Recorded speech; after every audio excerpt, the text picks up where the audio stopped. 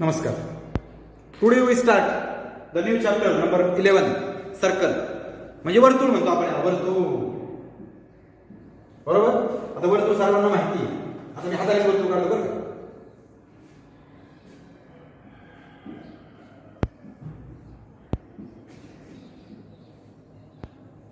Okay.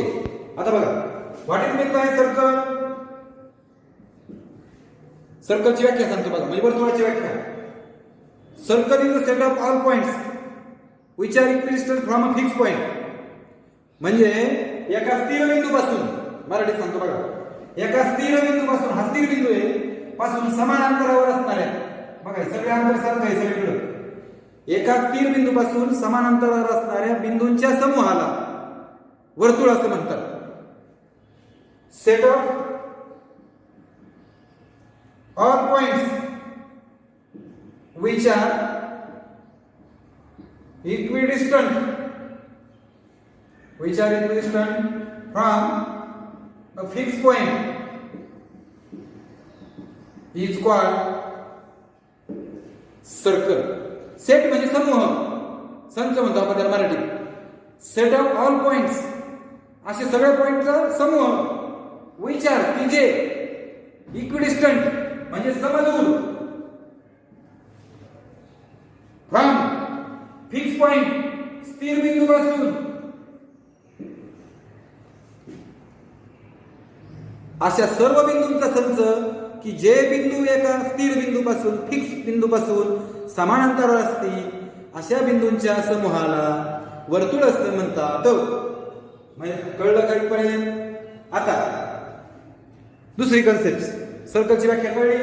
आता second, radius. हे सगळं लिहायचंय तुम्ही, मी शिकवत असतानाच ऐकता ऐकताच लिहून काढायचं. समोर वही ठेवायची आणि छानपैकी आकृती काढून लिहायचंय. रेडियस. आता बघा, हे सेंटर ओ आहे समजा. O is the centre of circle.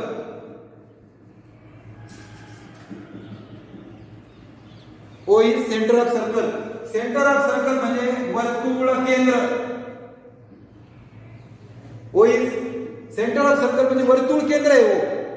मग आता रेडियस, लाईन सेगमेंट, बघा इथून इथपर्यंत, इथून इथपर्यंत,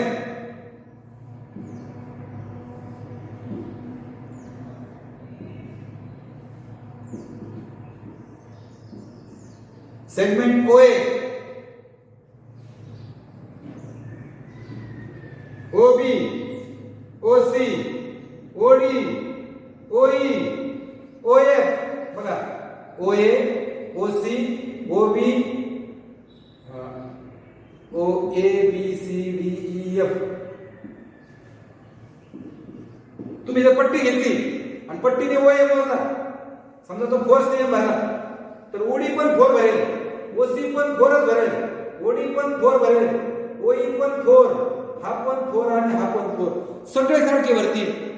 हा सर्कलचा सेंटर आहे आणि हा सर्कलवरचा कोणताही पॉइंट आहे, हा point A B C D E F G, हे सगळे पॉइंट सर्कलवरचे आहेत.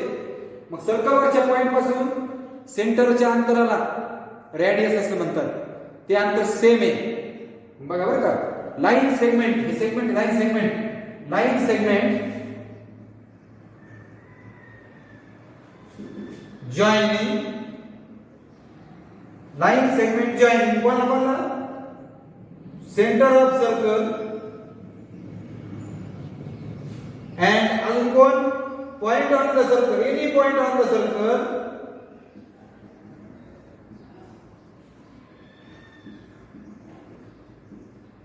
are called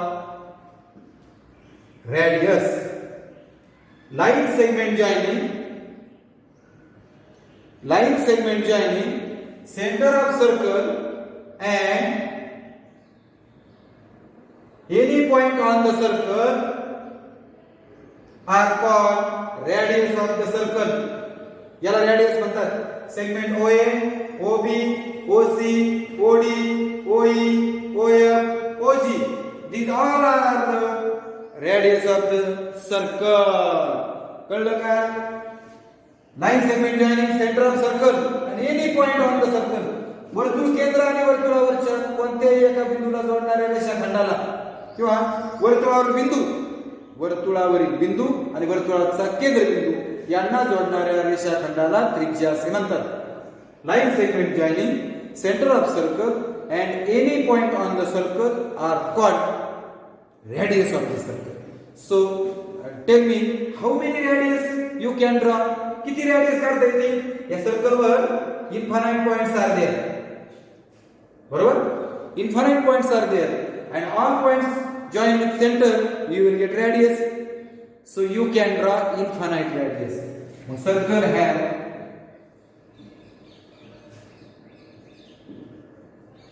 infinite radius. वर्तुळाला अनंत त्रिज्या असतात. Infinite, not countable. आता ही 4, ही 4, ही पण 4, ही पण 4, ही पण 4, सगळ्या 4 4 आहे. ही पण 4 येईल, ही पण 4 येईल, ही पण 4 येईल. मग all radius have equal length किंवा all radius of circle are congruent.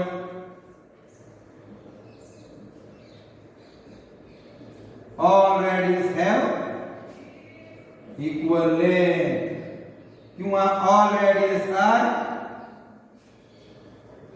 Congruent असं लिहिलं तरी चालेल. कसंही लिहा तुम्हाला जसं योग्य वाटेल तसं.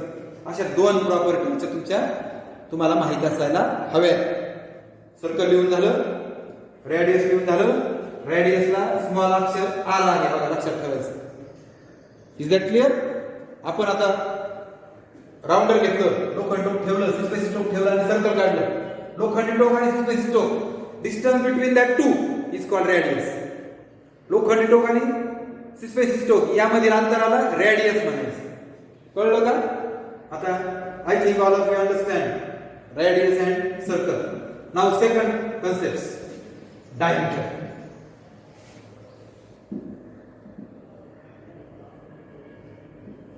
याला D म्हणतात. बरोबर? आता बघा हे सेंटर आहे. सेंटर मध्ये जाणारे असेल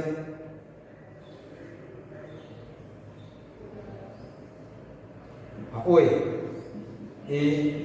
B C D E F G H. बघा बघ, हे सेंटर म्हटल्यानंतर O B O D O E O H O A हे सगळे काय झाले? Radius of circle. आता झालं. It is nothing but radius. Is that clear? या रेडियस म्हणतात. आता sorry, before that we take chord. Chord म्हणजे जीवा. बघा बरं का, हा सेंटर हो,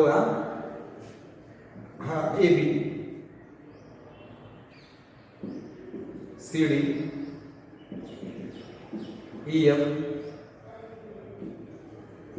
एम एन एस टी. मी किती सेगमेंट काढले बघा बरं? Segment C D, segment E F, segment A B, segment M N आणि सेगमेंट एस टी. मी काय केलं बघा, सर्कलवरचे पॉईंट घेतले, 2 पॉईंट त्यांना सेगमेंटने जोडलं. सर्कलवरचे 2 पॉईंट सेगमेंटने जोडलं. सर्कलवरचे 2 पॉईंट सेगमेंटने जोडलं. सर्कलवरचे 2 पॉईंट सेगमेंटने जोडले. म्हणजे एनी 2 पॉईंटनी जोडले. मग line segment joining any 2 point on the circle. बघा, line segment joining any 2 points on the circle are called line segment joining any 2 points on the circle.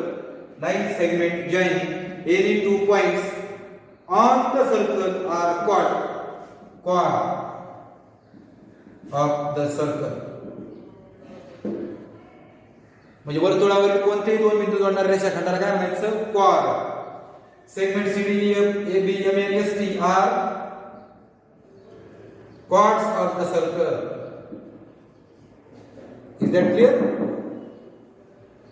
But here is there radius is there? Yes. Center OB and OA are the radius. segment OB and segment OA are radius of the circle. I think all of you understand what is meant by chord. Chord तुमच्या लक्षात आली.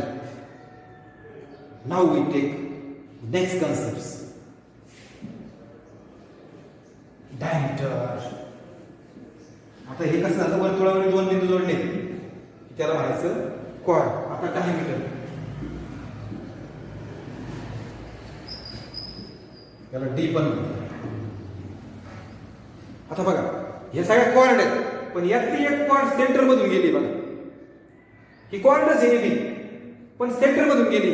मग जी cord centre मधून गेली ना तिला म्हणायचं diameter. A cord passing through centre of circle is called diameter of circle. बघा अशी कॉर्ड जी सेंटर मधून जाते, अशी कॉर्ड, बरोबर आहे का? बघा अशी कॉर्ड जी सेंटर मधून, म्हणजे डायमीटर ही कॉर्ड असते. Every diameter is a cord. प्रत्येक डायमीटर ही कॉर्ड असते. मग diameter passing through centre of circle, cord passing through centre of circle is called diameter. Is that clear? In that figure, AB is a diameter. Now, look at that figure. Here, segment AB, segment CD, segment EF, segment GH, AB, CD, EF, and GH are diameters of the circle. ह्या diameters आहेत. आता माझा प्रश्न असा आहे, मी मगाशी सांगितलं every diameter is a chord. So tell me the name of chords. कॉर्डची नावं काय? ही कॉर्ड्स आहेत ना. आधी त्या कॉर्ड आहेत, मग ते डायमीटर आहेत. आधी त्या कॉर्ड आहेत म्हणजे AB, CD, EF and GH are chord firstly. After that, because they are passing through center of circle, so they become diameters. Is that clear? आता मी म्हणलो tell me the radius. So tell me the name of radius. सेंटरवर जाऊन बसायचं. Radius म्हटलं की सेंटरवर बसायचं आणि सर्कल असेल OB, OD, OG, OE, OH, OA, OC, OL are the radius. मग समजा ही 4 ची, ही 4 आहे, ही 4 आहे, ही 4 आहे, ही पण 4 आहे, ही पण 4 आहे, ही पण 4. Because all radius of circle are congruent ना. आता मला सांगा AB इज इक्वल टू काय येईल बरं? AO plus OB. 4 प्लस 4 8. ही 4 कोण आहे? R. रेडियस ही पण कोण आहे? R. म्हणजे R किती R झालं? 2R. AB कोण आहे? डायमीटर. कळलं का? म्हणजे डायमीटर ही रेडियसचे दुप्पट असते. कशी असते? दुप्पट. आता बघा बरं का, काही प्रॉपर्टी सांगतो डायमीटरच्या.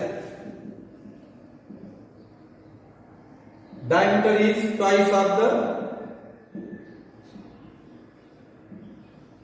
diameter is 2 times radius. कळलं का? दुप्पट असते. म्हणजे D is equal to 2R. दुसरं किती डायमीटर काढता येईल बरं अशा? Correct. Infinite diameter we can draw.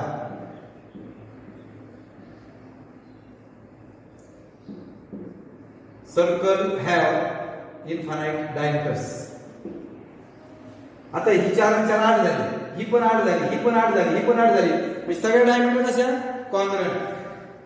All diameters have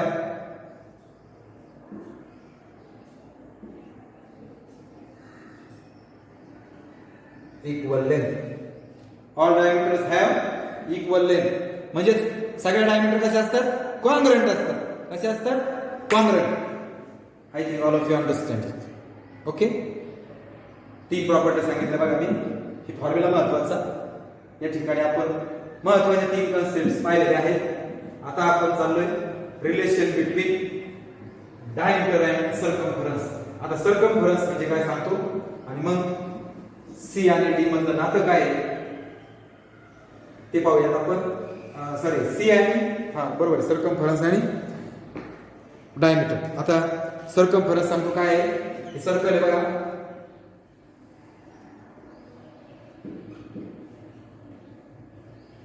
तारेचं वर्तुळ असं गृहीत धरा. जर कापलं तर ही स्ट्रेट लाईन तयार होईल तार सरळ केल्यावर.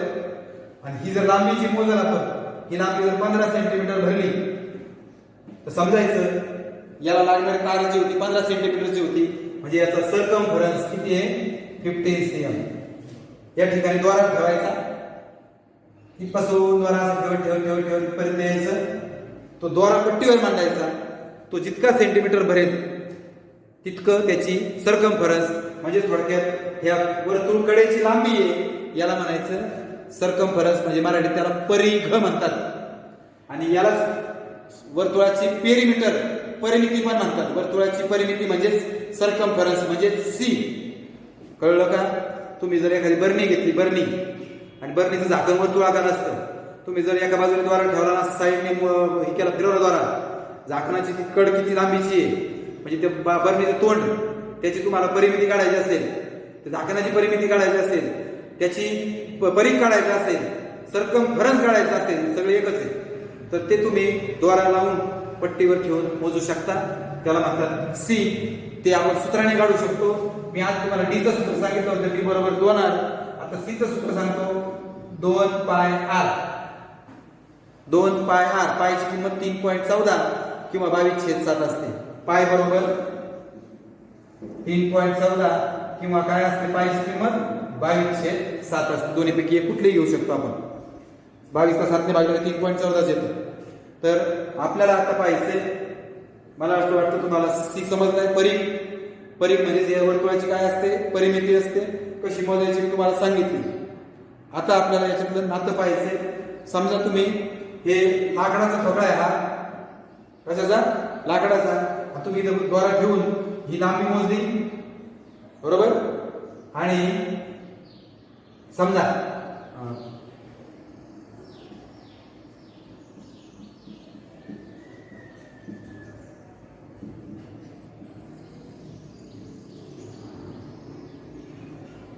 ही जर 44 सेंटीमीटर भरली, ही 44 सेंटीमीटर भरली आणि हिला केंद्र आहे, समजा तुम्ही हे मोजलं एवढं पट्टीने किंवा दोऱ्याने मोजलं, हा 7 भरला,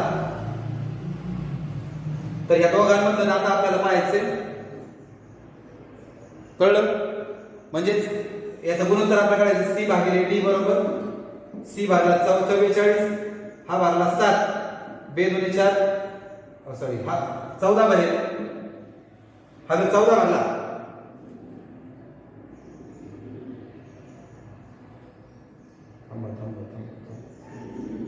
हा बरोबर पट्टीने मोजला, हा 14 सेंटीमीटर भरला, तर भागिले 14, 2 2 4, 2 7, उत्तर किती आलं बघा, 22/7. म्हणजे काय आलं, पाय. म्हणजे सी भागिले डी हे उत्तर काय आलं, पाय. म्हणजे ratio of circumference and ratio म्हणजे भागाकार. रेशो म्हणजे भागाकार, सर्कमफरन्स आणि diameter. Ratio of circumference and diameter is pi. बघा बरं, सी अपॉन डी. सी चं सूत्र आहे 2πr, हे सूत्र आहे. आणि डी चं सूत्र आहे 2r. 2 गेला, r गेला. C upon D is equal to pi. प्रत्यक्षात आपण एखादं लाकडाचं वर्तुळ घेऊन त्याची सी मोजायचा. तुम्ही हा ऍक्टिव्हिटी करून पहा. याचा परिघ मोजा म्हणजे सी मोजा, सर्कमफरन्स मोजा, लिहा. याचे डायमीटर मोजा, लिहा. आणि दोघांचा भागाकार वाटला तर कॅल्क्युलेटरवर करा. उत्तर पाय येईल, म्हणजे 22/7 येईल किंवा 3.14 येईल. ही प्रयोगाने तुम्ही करून पाहू शकता. तर अशा पद्धतीने म्हणजे थोडक्यात सी आणि R, sorry C, very sorry, हा आर 7 आहे. आर 7 आहे म्हणजे डी बरोबर 2r, 2 गुणिले 7 14 होईल. मग सी ची किंमत 44, डी ची किंमत 14 भरली आणि मग ते 22/7 किंवा 3.14 येत असतं. म्हणजेच ratio of circumference and diameter is pi. लक्षात ठेवा नेहमी. तर या ठिकाणी हे सूत्र झाली. या सूत्रावर जी गणितं आहेत आधारित ती आपण पुढच्या तासाला पाहूयात. आता थांबूयात. धन्यवाद.